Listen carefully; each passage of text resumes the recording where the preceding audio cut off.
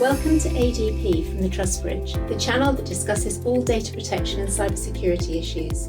My name is Penny Hayes, and I will be your host today. Good afternoon, everyone, and welcome to the first in our series of ADP episodes all around data due diligence.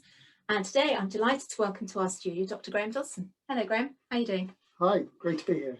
Now, Graham, you've been described as a disruptive product and business creator, and you've definitely worked in a number of very high-profile technology companies, such as Racal, out of which came Vodafone, PA Consulting. You were then the sales and marketing director at Acorn Computers prior to its conversion of shares to the ARM semiconductor chip company, which is obviously most people will have heard of. You then founded your own company together with a couple of colleagues, KeySense, which you then sold to Nuance in the US. And since then, you've been working with a lot of organizations, helping them and advising them on their intellectual property strategy and also how to value their intellectual property prior to perhaps a merger or an acquisition. Obviously, intellectual property is part of the data set that any organization goes through when they're doing their due diligence process. But can you explain to us a little bit about what actually is intellectual property? Yeah, sure. It's interesting, actually, you talk about due diligence because IP, intellectual property, I'll be saying IP for intellectual property. It's probably one of the areas which is really badly handled in takeover or investment type scenarios. But really what intellectual property is, in my view, my definition, is knowledge. But it's knowledge that can be used to improve products or processes or design, actually, but I'm not really going to be talking about design because I tend to be on the hard tech side. So I think about intellectual property in terms of, new technical ideas. It's know-how, really. It is, and it's know-how that a company uses for commercial advantage, competitive advantage. Which is really where the due diligence comes in, because obviously, sorry. And I was going to say that's why it's important to protect that intellectual knowledge, that know-how. It is. It's also important to realise how it fits in the competitive landscape, in the commercial landscape. That's very important also if someone is going in and doing due diligence on a company. What knowledge do they have? How does it differ from what's already out there? And how does it make their products and processes particularly good? I interrupted you when you were talking about any commercial partnership that an organisation is going into with any other company. So yes, partnerships as well as mergers and acquisitions and investment, it's that partnership that's important too. Yeah, in fact, one of the interesting things I tell people to, especially if they're looking for commercial partners, is if they really investigate people who have the similar sort of intellectual properties as them, that can actually identify potential commercial partners as well as acquirers. Yeah, sure. Obviously, we talk about protection of data and protection of data sets, and that's all part of what we're really talking about here, although not necessarily under the data protection regulation side of things, but it's very important to protect your intellectual property know-how and even the people to some extent. How do you go about doing that? Well, the classic way of protecting intellectual property that everyone knows about is patents. It gives you, if you get a granted patent, it gives you 20 years protection before the patent expires. But almost as important, especially in depending on what the business is, the technology is, are know-how and trade secrets. And the advantage of a trade secret, of course, is that as long as you keep it secret, it never runs out. It doesn't have the 20 years. But really, what people are looking at, if a venture capitalist is looking at your company, for example, and is doing due diligence on it, they will be looking at what patents you have, really. There's very few, unless they use people like me, that look at know-how and trade secrets, because they really don't know how to do it, frankly. So how do you go about doing it? Without divulging your secret formula, how do you go about valuing and protecting that know-how and trade secrets? Well, interestingly, a lot of companies don't know what they've got. I mean, they'll know. We've heard that before with regards to their data generally. Yes. Yeah, it's true. I mean, they'll know. I mean, if they've got a patent family, say they've applied for 8 patents and 2 of them are granted and 6 of them pending. That's all well and good, and that needs to be looked at to see how useful and valuable those patents are. But they often have when you actually go into a company, you often realize that they are doing things in actually a novel and quite interesting way. Now, some companies are good at documenting that, some companies aren't. And the thing about know-how is you have to realize A, it's valuable, and B, codify it in some way. So if you don't make a patent out of this, at least have procedure manuals and things like that. And also, coming back to your data thing, you need contracts with the people as well, so they don't divulge that. Yeah, absolutely. Because obviously, but know-how is often, I mean, in the semiconductor business, which I know a bit about, I mean, know-how is incredibly important. It's more important than patents. I mean, the secrets that Samsung has in making chips for mobile phones, and the secrets in its production process, it doesn't patent those. Yes. It doesn't want the world to. The thing about a patent is you have to basically divulge the secret source or most of the secret source with trade secrets and know-how. That's internal. That's interesting. So in actual fact, if a company doesn't have patents, it doesn't mean it's any less valuable, as long as they've identified what their know-how and their trade secrets are in some way internally. At the risk of being very boring, the prime example of this is Coca-Cola. Yes. Everyone, I mean, it's in every intellectual property. Yeah. They've got a secret formula for Coca-Cola. No one knows what it is. And they've somehow protected that through only divulging it, I think, to 2 or 3 people within the organisation. Yeah, it's a secret. Yeah. So it hasn't run out. If they patented it, it would have, I don't know, in 1904, everyone would have known. Fascinating. So we say the same thing actually when you're looking at data mapping, for example, for all of the personal data that you're processing about perhaps customers, consumers, and even your business colleagues and third parties. You have to have that all documented, even if it's not divulged publicly, but you have to have it documented. You're saying pretty much the same thing really for trade secrets come know-how. Yeah, I mean, otherwise you're in especially if you're in a small company, you're in danger of maybe one person, he or she having a lot of really good stuff in their head. Yeah. And if for some reason they leave or get sick or something, where is that knowledge? So you have to protect that and protect them within the organisation. Yeah, and also and codify as much as you can. Write it down and have a procedure for knowing where it is, who can access it, what the penalties are for illegal disclosure of that, etc., etc. And that's really where the worth is in the intellectual property, really, or you'd say at least that's the way to start the process of valuing your intellectual property, is to document it, identify it. Yeah, you've got to identify it first, but valuation is an interesting point. So I'm often asked what the value of a patent is.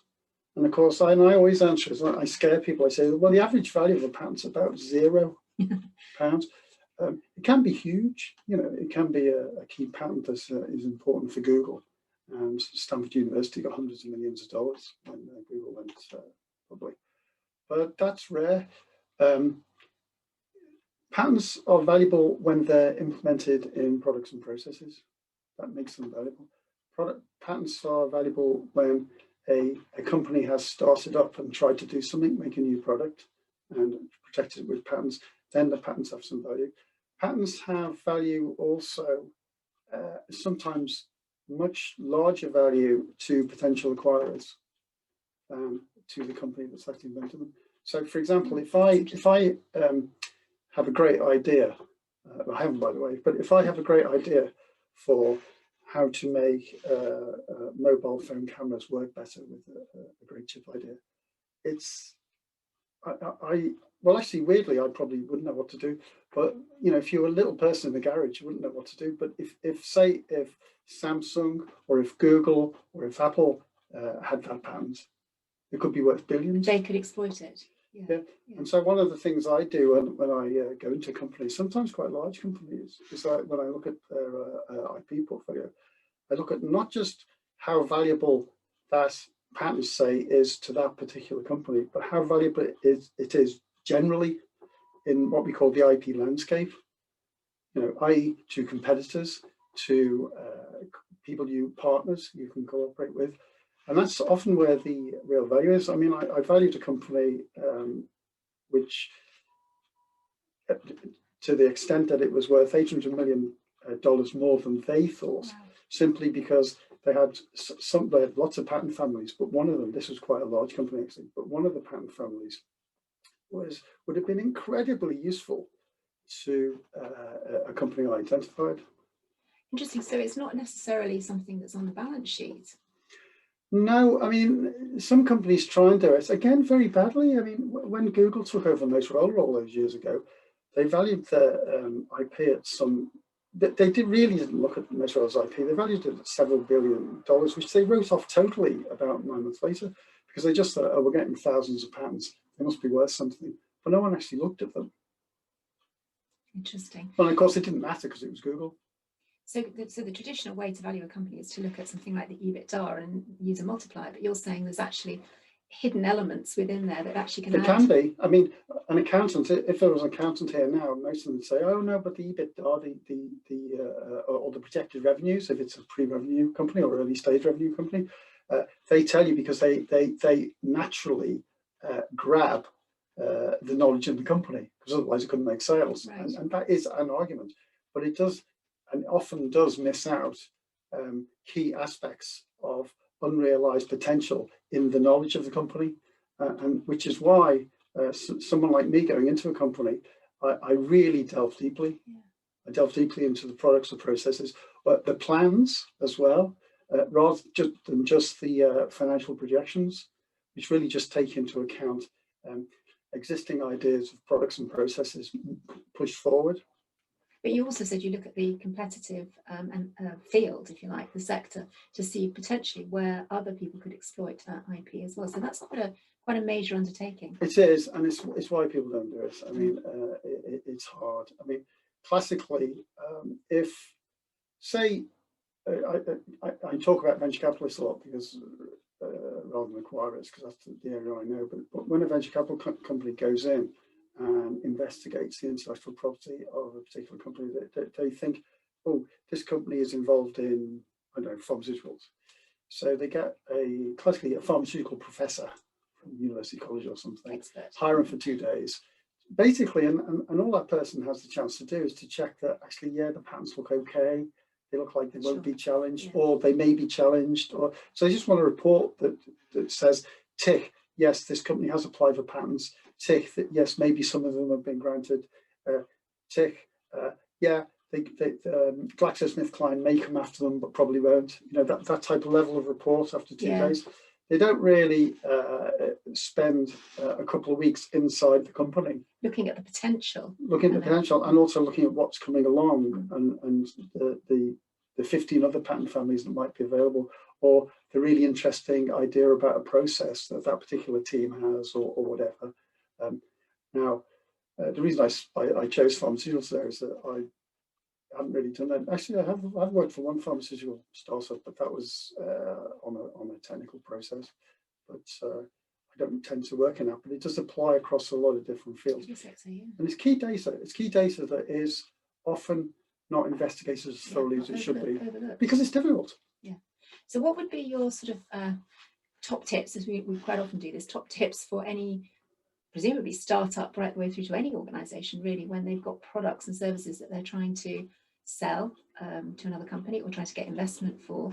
What would be your sort of key starting point? Well, get serious about intellectual property, but often it's, you know, there might have been an idea originally, and people thought, oh, we better apply for some patents, and they'll have hired a patent attorney and maybe applied for 2 or 3 patents. But then don't tick that off. That's only the beginning of the process. Look at what knowledge you have inside the company, what knowledge you need, and what knowledge you're developing, and understand that and have a strategy. I mean, we're not going to be talking about intellectual property strategy in this particular conversation. I think that's a whole separate area that we need. But you do need an IP strategy. Now, the number of times I come across companies that they've raised some money and they think, okay, we've got 2 key patents, we've applied for them. That says, oh, and patents are expensive. No, they're not. Patents aren't expensive. You know, the lifetime of a patent, 20 years. You know, if you get protection, say in the US, a few European countries, you may be talking about £100,000 to £150,000 over a 20-year period. Right. Now, how much are you paying your receptionist? You know, good point. Yeah. And actually, and you know, if you've got the a really, really good patent attorney, you know, the initial amount of money you have to spend for the first year shouldn't be more than about £10,000 at the outside. Right. So now, obviously, if you're a very startup hard for money, that can be pushed to the bottom. It shouldn't be. Yes. You should have a strategy. You should think hard, long and hard about where your money's going. Yeah. It sounds like that's one of the most important areas to invest in as a startup. I think so, yes. Well, people obviously, as your company says, generally data. You know, we're people in data. Yes. We're people in knowledge. Yeah. You know, that's what we are. Yeah. And IP is data, and it has to be part of an overall sensible data strategy. I think we need to invite you back to talk about intellectual property strategy going forward. That will be another whole session, but I think that was really interesting today, Graham. Thank you very much indeed for coming along and talking to us, and we'll definitely talk more. Oh, my pleasure. Thank you. Thanks. Thank you for listening to ADP by The Trust Bridge. For more information, please contact us through our website, www.thetrustbridge.co.uk. Until next time, thanks for listening. Goodbye.